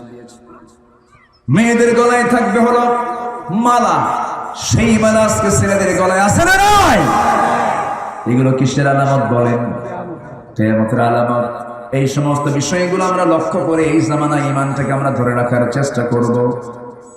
নাম্বার 11 হলো সমাজে ব্যবসা যতটুকু চালু থাকবে তার চেয়ে বেশি চালু থাকবে সুদ। সুদ তো কেশবপুরে নাই, মনিরামপুরে নাই, চুকনগর মনে হয় শেষ হয়ে গেছে। চুকনগর আছে না নাই? চৌগাছায় আছে, সারসা আছে, ঝিকুরগাছা আছে, বাগারপাড়া আছে। কোন জায়গায় আপনি যাবেন দেশের প্রত্যন্ত অঞ্চলে সুদ রন্ধ্রে রন্ধ্রে ঢুকে পড়েছে। সুদের সর্বনিম্ন গুনাহ হলো যে সে যেন নিজের মার সঙ্গে জেনা করলো। যেরকম নাউজুবিল্লাহ। সেই সুদের কারবার যখন সমাজে বেড়ে যাবে তখন ভাবতে হবে কিয়ামতটা কাছাকাছি। এই জন্য আমরা সুদের কাছে যাব না। জোরে বলি ইনশাআল্লাহ, আরো জোরে বলি ইনশাআল্লাহ। জ্বলন্ত আগুন হাতের তালুতে রাখা যতটুকু না কষ্টকর হবে তার চেয়ে বেশি কষ্ট হবে শেষ জামানায় ঈমানটাকে টিকে রাখা। ঈমানটাকে টিকে রাখার চেষ্টা করতে হবে, পরিবারকে জাহান্নাম থেকে বাঁচানোর জন্য চেষ্টা করতে হবে।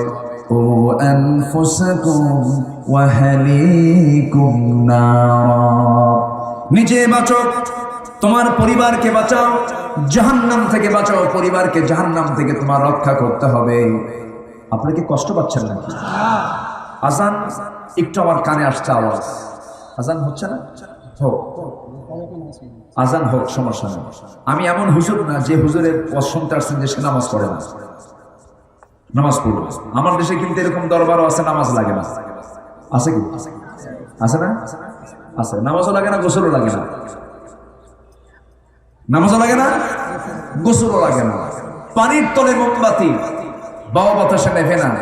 বাবার নামে হালকা দিলে ওযু গোসল লাগে না। যখন নাউজুবিল্লাহ। একটা লোক উঠবেন না। এই মাহফিলে যারা বসেছেন তারা সব কার মেহমান হয়ে বসেছেন? বলেন কার মেহমান হয়ে বসেছেন? এই মেহমানদারি কে করছেন? আল্লাহ করছেন। আপনি আল্লাহর মেহমান। আপনি যদি আল্লাহর মেহমান হয়ে থাকেন, কোরআন শুনতে আসেন, কোরআন শোনা মানে কার মেহমান হওয়া? আল্লাহর মেহমান হওয়া। তো এই মেহমান হতে গেলে অবশ্যই এখানে মেহমান হতে হবে কোন মানের? লাস্ট কাতারের না ফার্স্ট কাতারের? ফার্স্ট কাতারের মেহমান। আমরা কেউ মাহফিলের মোনাজাত না হওয়া পর্যন্ত আমরা উঠবো না। সিদ্ধান্ত কি নেওয়া যায়? এটা জোরে বলি ইনশাআল্লাহ। কেউ যেন না যান, আমি এটা কামনা করবো। একটা লোক উঠবে। আমি বিশ্বাস করি কেশবপুরের মানুষ শান্ত। আমি এসেছি এর আগে বহু। সবাই থাকবেন, আল্লাহর কাছে কয়টা জ্ঞান আছে? চলতেছে কয় নাম্বার? চলতেছে কয় নাম্বার? কিয়ামতের জ্ঞান কার জানা? কিয়ামতের আলামত গুলো হচ্ছে, আমি এ পর্যন্ত বলেছি হলো 11টা। কয়টা বলছি? 11টা। অনেক লম্বা কথা আছে, প্রয়োজন আজকে নামাজ বাদ দিয়ে ওয়াজ হবে, তা হবে। হ্যাঁ ঠিক আছে, এটাই ইমানদারের লক্ষণ। হুজুর সব মানি, আল্লাহর নিয়ম লঙ্ঘন করবেন, খাইয়া ভালাম, ঠিক কিনা? এটাই সঠিক। সম্মানিত ভাই, নামাজ আমরা পড়বো, কিন্তু আমি যদি এই মুহূর্তে নামাজের বিরতি দেই, মাহফিলের সৌন্দর্য থাকবে না, মাহফিল আর আমি এই পর্যায়ে নিয়ে আসতে পারবো না। এই জন্য বৃহত্তর দিক, মুক্তাজায়ে হাল অবস্থার পরিপ্রেক্ষিতে বৃহত্তর দিকটা লক্ষ্য করে আমরা নির্দিষ্ট সময়ে 10 মিনিট হোক, 20 মিনিট হোক, 25 মিনিট হোক পরে আমরা নামাজ আদায় করব ফরজ মনে করে। জোরে বলি ইনশাআল্লাহ। এখন কি আপনারা শান্ত হয়েছেন তো? আমি জানি যে নামাজ পড়ে তার মধ্যে অস্থিরতা সৃষ্টি হয়, কখন পড়বো কখন পড়বো। আমিও পড়বো আপনাদেরকে নিয়ে। জোরে বলি ইনশাআল্লাহ। থাকেন, আমাকে চিরকুট দিচ্ছেন, আমি দেখছি, সমস্যা নাই, এটাও আমি সময় মতো কাজে লাগাবো, ঠিক আছে? তারা আপনাদের মেহমান, তাদেরকে অশোনাতেও হবে, কি করেন আপনারা? ঠিক আছে না? সবাইকে সন্তুষ্ট রাখতে হবে। আচ্ছা, তাহলে এ পর্যন্ত কিয়ামতের আলামত বলেছি কয়টা? বলেন বলেন কয়টা বলেছি বলেন। ওদিকে আল্লাহ তাআলার ইলম কয়টা? কয়টা বিষয় জানেন তিনি? 1 নম্বর কিয়ামত কখন হবে কে জানেন? আল্লাহ জানেন। নাম্বার 12 হলো বাদ্যযন্ত্র যখন সমাজে ছড়িয়ে পড়বে। বাদ্যযন্ত্রের পরিমাণ আজকে এখন কম না বেশি বলেন? বিয়ে একটা পবিত্র কাজ, বিয়ে একটা কি কাজ? বিয়ে সমাজ জীবনে গুরুত্বপূর্ণ একটা ফরজ। কারোর জন্য বিয়ে করা ফরজ, বিয়েটা স্বাভাবিক হলো সুন্নতের কাজ, কারোর জন্য এটা ফরজ হয়ে যায়। এই বিয়ের মতো একটা গুরুত্বপূর্ণ সামাজিক কাজে, ইসলামের কাজে বাদ্যযন্ত্র ছাড়া বিয়ে হয় না। আমি কি ভুল বলতেছি? ডেক্সেট নিয়ে আসে, গায়ে হলুদ দেয়। গায়ে হলুদ আপনাকে কে দিতে বলেছে? এই বিধান ভারত থেকে আমদানি হয়েছে, এই বিধান অন্য ধর্মের মানুষ থেকে এসেছে। মুসলমানদের বিয়েতে গায়ে হলুদ নাই নাই নাই, বরঞ্চ বেহায়াপনাই যায়। বিয়ের আগের দিন মেয়ে পক্ষ ছেলে পক্ষের বাড়িতে আসে, এসে বিয়ের গালে একটা সিমটি কাটে, আছে না? এই কোন আছে না? এগুলো আছে না? এগুলো আছে না? নাই আছে। এই আকাম কুকাম গুলো করার মাধ্যম হলো গায়ে হলুদ। গায়ে হলুদের কোন রসম ইসলামে নাই, আমরা মানবো না। জোরে বলি ইনশাআল্লাহ। দেবর ভাবিকে কোলে তুলে নেবে, এটা কোথায় পেয়েছেন আপনি? দেবর নতুন ভাবিকে কোলে তুলবেন, এটা কোথায় আছে? এগুলো, এই সমস্ত নোংরামি মুসলিম সমাজে আমাদের চালু রাখতে দেওয়া যাবে যাবে না।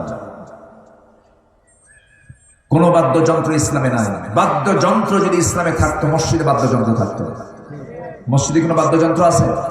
আসতে বলবেন না আছে? যে কাজ মসজিদে এলাও না, সেই কাজ সমাজেও এলাও না, ঠিক কিনা?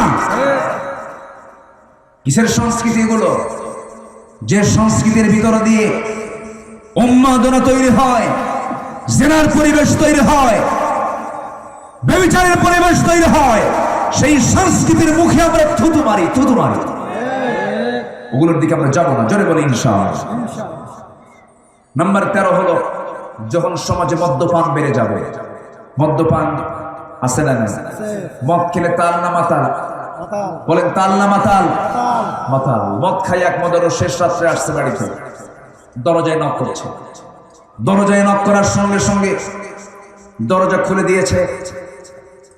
বউ তার বড় ছেলেকে সাথে নিয়ে আসছেন, বলছে বাবা তুই সাথে আয়, তোর বাপ তো মদ খায়, কি যে করে আল্লাহ জানে। বড় ছেলের সামনে বউ যখন দরজা খুলছে, লাল টকটকা চোখ নিয়ে স্বামী তার বউকে লক্ষ্য করে বলছে আম্মা আসসালামু আলাইকুম। বউ কয় তোমার কি একটু হুঁশ নাই? আমাকে তুমি আম্মা বলে ডাকো, তাও একটা যুবক ছেলের সামনে দাঁড়ানো। যুবক ছেলের দিকে তাকাইয়া বলে দুলা ভাই আসসালামু আলাইকুম। মদ খেলে সেই লোকের দ্বারা তার মেয়েও নিরাপদ থাকতে পারে না। মদ্যপান করলে পরে তার কাছে পৃথিবীর কোন নারী নিরাপত্তা পেতে পারে না। যেখানেই মদ সেখানেই জেনা, যেখানেই জেনা সেখানেই খুনের কারবার। এগুলো যখন সমাজে বেড়ে যাবে ভাবতে হবে কি, বলেন কি? কিয়ামত।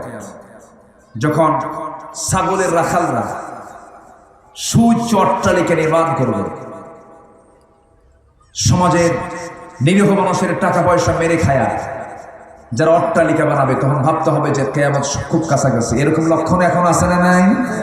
আসতে বলবেন না, আছে না নাই? আমার বন্ধুগণ,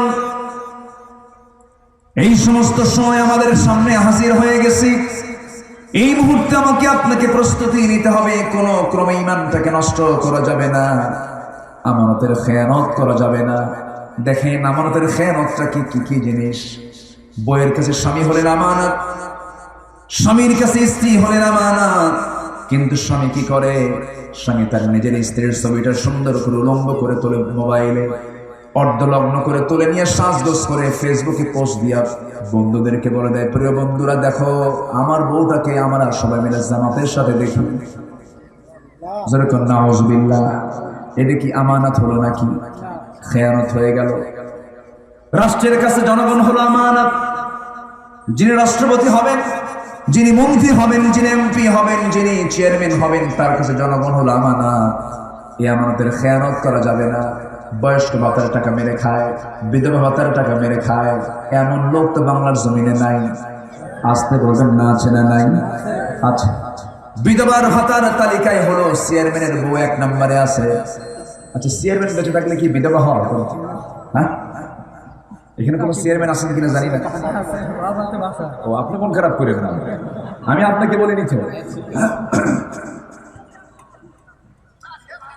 আপনাকে রাগ করতেছেন নাকি আপনারা? না, আমি তো ওনাকে দেখে কিন্তু বলিনি, এটা ভুল বুঝবেন না। আছে বয়স্ক ভাতার টাকা মেরে খাবে, বিধবার টাকা মেরে খাবে। আমরা আমার দেশকে কতটুকু ভালোবাসি, খালি মুখ দিয়ে ভালোবাসার কথা বললে হবে না। 14 লক্ষ কোটি টাকা দেশ থেকে পাচার করেছে যারা, তারাই সবচাইতে বড় চোর, ঠিক কিনা? তারাই সবচেয়ে বড় চোর। খালি মুখে বললে, মুখে বুলি আওড়ালে হবে না দেশকে ভালোবাসে। চুরি কর, দেশে থুইয়া খা, সব বাইরে পাচার করেছে। সম্মানিত ভাইয়েরা, সম্মানিত বন্ধুগণ, অথচ ওমরে ফারুক কি ছিলেন? অর্ধ দুনিয়ার শাসক তিনি। রোম পারস্য তাকে থেকে থরথর করে কাঁপে। সেই ওমরে ফারুক 1 বোতল, রাষ্ট্রের পক্ষ থেকে 1 বোতল মধু আনছেন। কি আনছেন? মধু। সেই মধু নিয়ে এসে বউকে বলছেন, বউ আমার, এই মধুটা আমি এবং আমার প্রতিবেশীদের নেওয়ার জন্য আমি রাষ্ট্রের পক্ষ থেকে পেয়েছি, তো এটাকে ভাগ করো। বোতলের মধুটা এই প্রতিবেশীর এই কয়েকজনের জন্য তুমি ভাগ করে আমাদের একটা অংশ রেখে সবাইকে দিয়ে দাও, সমান ভাগে ভাগ করবে কিন্তু কাজ। এই বলেই বোতলটা বইয়ের হাতে দিয়ে আবার বলতেছেন, আমাকে বোতলটা আমার হাতে দাও। আবার হাতে ফেরত নিয়ে বলতেছেন, না তুমি ভাগ করলে হবে না। বইয়ের মেজাজ বেঁচে খারাপ হবে। আমারে তুই মাইন্ড করবি, আমারে তুমি অবিশ্বাস করতেছ? বউ তো মন খারাপ করে বসে আছে। তিনি বোতলটা নিয়ে প্রতিবেশীর এক ঘরে গিয়ে বললেন, এই বোতলটাতে এই পরিমাণ মধু আছে, সমান ভাগে ভাগ করে আমাকে সমান একটা অংশ আমার বাড়িতে দিয়ে আসো কাজ। সেই বোতলটা নিয়ে, সেই অংশের মধুটা নিয়ে এসে বলতেছে, আমার স্ত্রী, এই যে মধু আমাদের অংশে এসেছে, তুমি এটা নাও। নিছেন ঠিক, কিন্তু চোখটা বড় হয়ে আছে। বইয়ের চোখ কি বড় হয় না? আস্তে আস্তে কর। আরে বইয়ের চোখ বড় হয় না? সংসার করতে গেলে কি স্বামীর চোখ বড় হয় না? বইয়ের চোখ বড় হয় না? না হলে আপনি সংসার করবেন কেমন? আপনি যত বড় নেতা হন, যত বড় হুজুর হন, যত বড় চেয়ারম্যান হন না কেন, বইয়ের কাছে দাম সহজে কমই পাওয়া যাবে। আপনি যত বড়ই হুজুর হন না কেন, বলবে তুমি কয় নম্বর হুজুর আমার জানা আছে, বসো। কি কথা বুঝেন? বউ তো খুব কাছের জিনিস। ওমরে ফারুক রাদিয়াল্লাহু আনহু তিনি দেখেন তার বইয়ের চোখটা লাল টকটকে হয়ে গেছে, খেপে আছেন, অভিমান করে আছেন। ওমরে ফারুক তাকে হাত দিলেন, ঝাংটা মেরে উঠলেন, বললেন, আমিরুল মুমিনিন, মধুর বোতল আপনি এখন দিচ্ছেন কেন? আপনি তো ভাগ করে নিয়েছেন, আমি কি চুরি করতাম নাকি? আপনি আমাকে অবিশ্বাস করেন কেন? ওমরে ফারুক বলছেন, স্ত্রীরে, আল্লাহর কসম করে বলে আমি তোমাকে অবিশ্বাস করি নাই, আমি তোমাকে সন্দেহ করি নাই, কিন্তু এই মধুর বোতলে যে পরিমাণ মধু আছে, এই মধুটাকে 5 ভাগ যখন করতে যাবে, 7 ভাগ যখন করতে যাবে, মধু তো লিকুইড জিনিস, তরল জিনিস, এই মধু ভাগ তুমি যখন করতে যাবে, কিছু মধু তোমার হাতের সাথে লেগে যাবে। তোমার হাতের সাথে লেগে যাওয়া মধু 2 ফোঁটা হোক, 3 ফোঁটা হোক, এটা তো তুমি আর সমান ভাগে ভাগ করতে পারবে না। কিয়ামতের দিন আল্লাহ তাআলা আমাকে ওই 3 ফোঁটা মধুর যদি হিসাব চান, আমি আল্লাহর আদালতে কেমন করে জবাব দেব? জোরে বলি সুবহানাল্লাহ। জান্নাত এত সস্তা নয় ভাই। কি তারা আমানতে রক্ষা করেছেন? সাইয়েদনা ওমর ফারুকের আগের খলিফা হযরত আবু বকর সিদ্দিক রাদিয়াল্লাহু তাআলা আনহু, আমিরুল মুমিনিন, খলিফাতুল মুসলিমিন, সবাই মনোযোগ দিয়ে শোনেন। এই লোকটা কি করলেন? তার ঘরের সঙ্গে একটা ঘর ছিল, যিনি বুড়ি মানুষ, স্বামী নাই, ছেলে মেয়ে সব মারা গেছে, কেউ তাকে দেখার নাই। সাইয়েদনা আবু বকর করতেন কি, প্রত্যেকটা দিন খলিফা হওয়ার পরেও তিনি সকাল সন্ধ্যা মহিলার খেদমত করে চলে আসতেন, খাবার দাবারের ব্যবস্থা করতেন। ওমর ফারুক মনে মনে চিন্তা করলেন, আমি একটু খেদমত করতে যাব। খেদমতের চিন্তা নিয়ে তিনি ঘরের মধ্যে ঢুকে বলছেন, মা, বুড়িমা, কি খেদমত করতে হবে? এবার বুড়িমা বলছে, খেদমত আগের একজন যুবক করে গেছে। ওমর ফারুক মনে মনে ভাবতেছেন, কোন যুবক করে যায়? আমি তো তাকে চিনি না, আমি তো আজকে চিনবো কে? আমি তাকে চিনি না।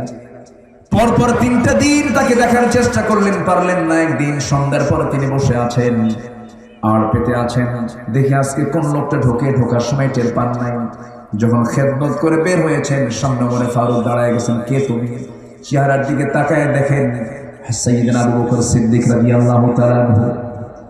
আবু বকরের চেহারা দেখা মাত্র ওমর ফারুক বলছেন, আপনি এই জায়গায় কেন? আমাদের তো কিছু খেদমত করতে হবে, আপনি আমাদের জন্য কিছু কাজ দিয়ে দেন, আপনি খলিফাও হবেন, আবার এগুলো করবেন। আবু বকর বলছেন, শোনো ওমর, আমার প্রতিবেশীর হক আমাকে আদায় করতে হবে, কারণ আমার আমলনামা তুমি ওমর তোমার পিঠে যাবে না কিয়ামতের দিন।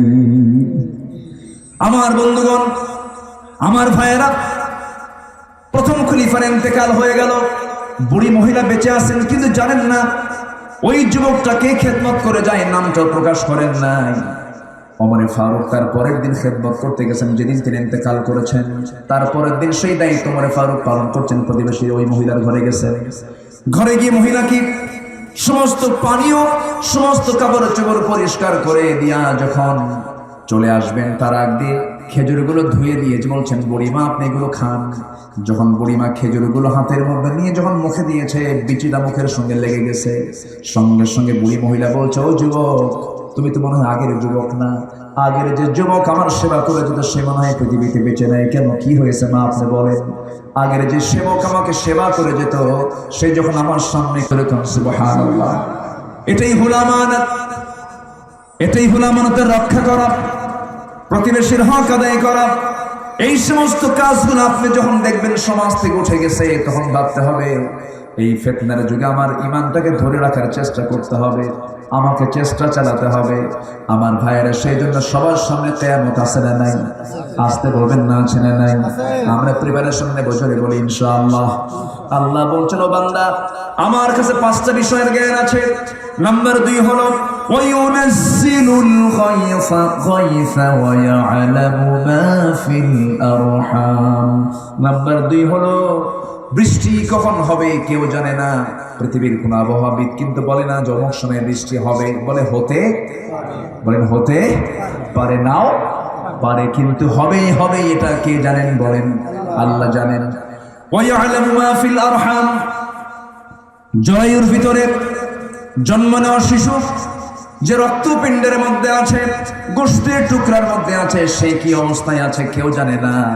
হয়তো আপনি বলবেন ছেলে হওয়া মেয়ে হওয়া সেটা তো আগেই জানা যায়, ডায়াগনোসিস করলে পাওয়া যায়। আপনি এটা বলতে পারেন, কিন্তু ছেলেটা কতটুকু সুস্থ হবে, সে বোবা হবে না, বাক শক্তি ফিরে পাবে, তার কান ঠিক থাকবে না, কি ঠিক থাকবে, সমস্ত কিছুর তথ্য কি সবাই বলতে পারবে নাকি? সব বলতে পারবে না। হ্যাঁ, মেডিকেল সায়েন্স এখন এতটুকু ডেভেলপ হয়েছে, বাচ্চার মার বাচ্চা মার পেটের মধ্যে আছে, ওই পেটের মধ্যেও যদি ওই বাচ্চারা যদি হার্টের কোনো প্রবলেম থাকে, মেডিকেল ডায়াগনোসিস করে এটা বের করতে পারে, কিন্তু সন্তানটা ভালো হবে না খারাপ হবে এটা কেউ জানে নাকি? আজ তো জানে নাকি? আল্লাহ এটা বুঝাচ্ছেন বান্দা, ওই আরহামের ভেতরে ওই বাচ্চার সমস্ত খবর কে জানেন? আল্লাহ জানেন। নাম্বার 3 হলো ওয়ামা তাদরি নাফসুন মাযা তাকসিবু গাদা। আগামীকাল তুমি কি উপার্জন করবে, তোমার কি রিজিক আছে তুমি জানো না। আগামীকালকে রিজিক কি হবে এটা একমাত্র জানেন কে? আসতে বলবেন না কে? আল্লাহ তাআলা সর্বশেষ বলছেন ওয়ামা তাদরি নাফসুন বিআইয়ি আরদিন তামুত। এবং তোমরা জানো না কোন জমিনে তোমার মৃত্যু হবে, কোন জমিনে তোমার মৃত্যু হয়ে যাবে। এই ফয়সালা, এই সিদ্ধান্ত, এই বিষয়ের জ্ঞান একমাত্র কে জানেন? আসতে বলবেন না কে জানেন? আল্লাহ জানেন। তাহলে কিয়ামত কখন হবে, বৃষ্টি কখন হবে, বাচ্চা পেটে কি অবস্থায় আছে কে জানেন? এবং তোমার কামাই কালকে, তোমার রিজিক কালকে কি হবে কে জানেন? নাম্বার 5 হলো মৃত্যু কোথায় হবে কেউ জানে না, একমাত্র জানেন কে? আল্লাহ তাআলা। আল্লাহ বলছেন এই 5টা বিষয়ের জ্ঞান যেহেতু আমার আছে, অতএব তুমি আমার সামনে সঁপিয়ে দাও তোমার মস্তক, আর বলে দাও আমি তোমারই গোলাম, আমি তোমারই গোলাম, তোমার কাছে সাহায্য চাই। 5 ওয়াক্ত আযান যখন হয়ে যাবে, সব কাজের আগে আমার মূল কাজ কোথায় যাওয়া? আসতে বলবেন না কোথায় যাওয়া? 5 ওয়াক্ত নামাজ পড়বেন। কারা কারা একটু হাত তুলে দেখান তো দেখি। জোরে বলি ইয়া আল্লাহ, আরো জোরে বলি ইয়া আল্লাহ, আরো জোরে বলি ইয়া আল্লাহ। আমাদেরকে 5 ওয়াক্ত সালাত আদায় করার তৌফিক তুমি আল্লাহ দিয়ে দাও। জোরে বলি আমিন, আরো জোরে আমিন। সবাই বলি ইয়া আল্লাহ, ইয়া রহমান। তোমার মসজিদের জন্য আমাদেরকে কিছু অর্থ, কিছু দান করার তৌফিক তুমি আল্লাহ দিয়ে দাও। জোরে বলি আমিন। হাত নামান। দুটোই একসঙ্গে করে ফেললাম।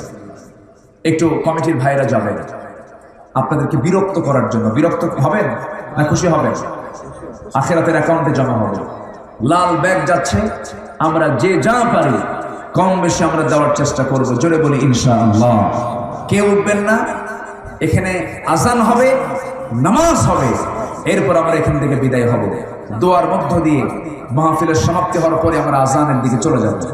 জি জি, আমি বলছি চাদর কি গেছে, ব্যাগ গেছে, লাল ব্যাগ, লাল খয়েরি ব্যাগগুলো যাচ্ছে। যে যতটুকু পারি আমরা সবাই দেব।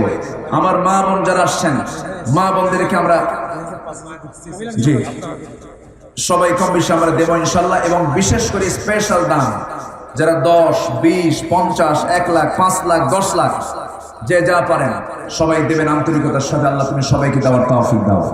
আমি কিন্তু উঠতে বলিনি, ওঠাটা কিন্তু আদবের খেলাফ হয়ে যাচ্ছে। আমিও যাব, আপনিও যাবেন, আমরা একসঙ্গে এখান থেকে বিদায় নেব ইনশাআল্লাহ। বসুন সবাই জিকির করে সুবহানাল্লাহ।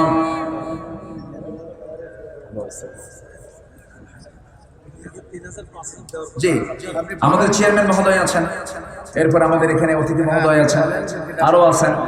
তো ইনশাআল্লাহ জি আলহামদুলিল্লাহ। ওনাকে তো চেয়ারম্যান মনে হচ্ছে। সুন্দর, আলহামদুলিল্লাহ। খুবই সুন্দর চেহারার 2 জন ভাই। জি আলহামদুলিল্লাহ বলেন। জি আলহামদুলিল্লাহ। আল্লাহ তুমি কবুল করো। জোরে বলি আমিন। আচ্ছা, আজকের মাহফিলের সম্মানিত সভাপতি মহোদয় দিয়েছেন 5000 টাকা। জোরে বলি মারহাবা। আল্লাহ কবুল করে, নেক নেক মঞ্জুর করে, আব্বা আম্মাকে মাফ করে। জোরে বলি আমিন। আমরা দোয়ার দিকে যাবো তো ভাই, একটু বসেন না। আমরা চাইবো কার কাছে? সঙ্গীত। যে আমি বলবো সঙ্গীত তো বলবেন, ধৈর্য ধরতে হবে তো। একটু বসেন না, একটু বসেন, একটু বসেন। আমি জানি বিকেলবেলা বাজার থাকে, বিকেলবেলা ব্যস্ততা থাকে। এই ব্যস্ততাকে উপেক্ষা করে সবাই বসেছিলেন মূল সময় পর্যন্ত। আমি আপনাদেরকে ধন্যবাদ জানাচ্ছি। আল্লাহ জি ক্যাশিয়ার সাহেব দিয়েছেন 5000 টাকা। এরপরে ইসরাফিল ভাই তার দাদির জন্য দোয়া চেয়ে দিয়েছেন 2000 টাকা। আল্লাহ কবুল করুন। নজরুল ভাই দিয়েছেন তার মা বাবার জন্য দিয়েছেন 2000 টাকা। আল্লাহ কবুল করুন। জি আল্লাহ তুমি সবার দানকে মঞ্জুর করো। যারা ব্যাগ নিয়ে যাচ্ছেন আমরা সবাই ব্যাগে কম বেশি যে যা পারি আমরা দিয়ে দেবো, জোরে বলি ইনশাআল্লাহ। সবাই বলি সুবহানাকাল্লাহুম্মা ওয়া বিহামদিকা আশহাদু আল্লা ইলাহা ইল্লা আনতা আস্তাগফিরুকা ওয়া আতুবু ইলাইক। আমার মা সবাই দিবেন, আজকের দানে মেয়েরা ফার্স্ট হবে, জোরে বলি ইনশাআল্লাহ। পৃথিবী আমার আসল ঠিকানা নয়, মরণ একদিন মুছে দেবে সকল রঙিন পরিচয়। পৃথিবী আমার আসল ঠিকানা নয়, মিছে মানুষের বন্ধন, মিছে মায়া স্নেহ প্রীতি ক্রন্দন, মিছে জীবনের রংধন সাতরং, মিছে দুদিনের পরিচয়। পৃথিবী আমার আসল ঠিকানা নয়, মিছে ক্ষমতার দ্বন্দ্ব, মিছে কবিতার ছন্দ, মিছে অভিনয় নাটকের মঞ্চে, মিছে অভিনয় নাটকের মঞ্চে, মিছে জয়ার পরাজয়। পৃথিবী আমার আসল ঠিকানা নয়।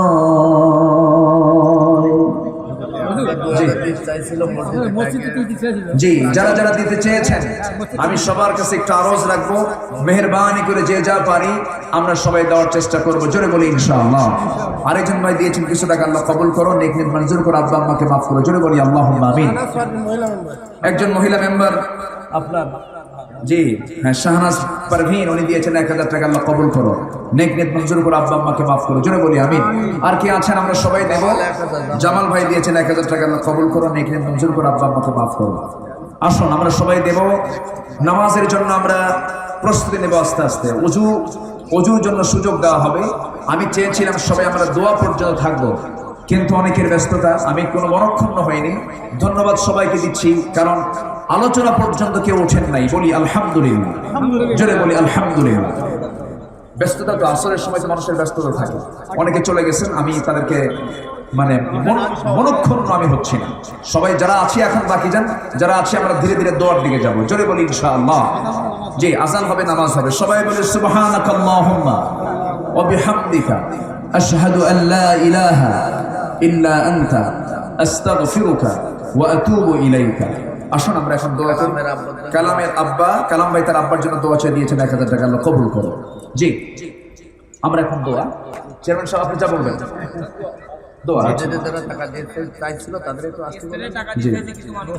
স্টেজে কিছু দান করতে চেয়েছিলেন, তারা কি এখানে সামনে বসা আছে না চলে গেছে?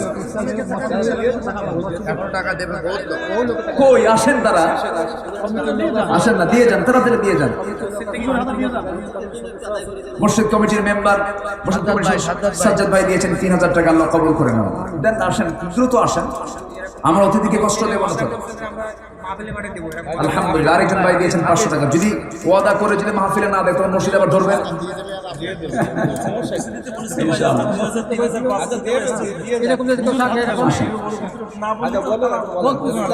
একটু মেহরবানি করে আসেন, দ্রুত গতিতে। যে মেহরবানি করে এই গ্রামের বিশেষ করে যারা বাসিন্দা, মসজিদের যারা মুসল্লি, তাদের প্রতি মসজিদের হক কম না বেশি? বেশি, এটা খেয়াল করতে হবে। দূরের মেহমান যারা আসছিলেন তারা কিছু দান করেছেন, আল্লাহ তুমি সবার দানকে কবুল করো। আপনার গ্রামের মসজিদ, আপনার সবচেয়ে বেশি দায়িত্ব মসজিদকে গড়ে তোলা। আপনার ঘর হলো, আপনার এলাকার ঘর হলো, আপনার গ্রামের প্রত্যেকটা ঘর প্রস্তুত হলো, মসজিদ হলো না, এটা তো আপনার গ্রামের জন্য বদনসিব। আল্লাহ তুমি এই এলাকার প্রত্যেকটা বাসিন্দাকে তুমি মসজিদমুখী বানিয়ে দাও, মসজিদের দিকে বেশি বেশি দান করার তৌফিক তুমি আল্লাহ দিও। জি, আল্লাহ তুমি সবাইকে দেওয়ার তৌফিক দিও। জি, ইনশাআল্লাহ। মুসা নামে একজন ভাই দিয়েছেন কিছু টাকা, আল্লাহ কবুল করো, আল্লাহ নেক নেক মঞ্জুর করো, আব্বা আম্মাকে মাফ করো, জোরে বলি আল্লাহুম্মা আমিন। পারভিনা দিয়েছেন 1000 টাকা, আল্লাহ কবুল করো। আসুন, আজান আরো আধা ঘন্টা আগে হয়ে গেছে। আমরা দোয়ার দিকে খেয়াল করি, এখন নামাজের দিকে খেয়াল করতে হবে। আমরা আল্লাহর কাছে চাবো আল্লাহ যেন আমাদের জিন্দেগির গুনাহগুলোকে মাফ করে দেন। আমার মা বোনদের দান কে আসছে? মা বোনদের, এই মা বোনদের দান কে আসছে? মা বোনদের একটু, মা, আমার মা বোন যারা যে যা পারে আমরা সবাই দেবো ইনশাআল্লাহ। জিকির করি লা ইলাহা ইল্লাল্লাহ, লা ইলাহা ইল্লাল্লাহ, সুবহানাল্লাহ, আলহামদুলিল্লাহ।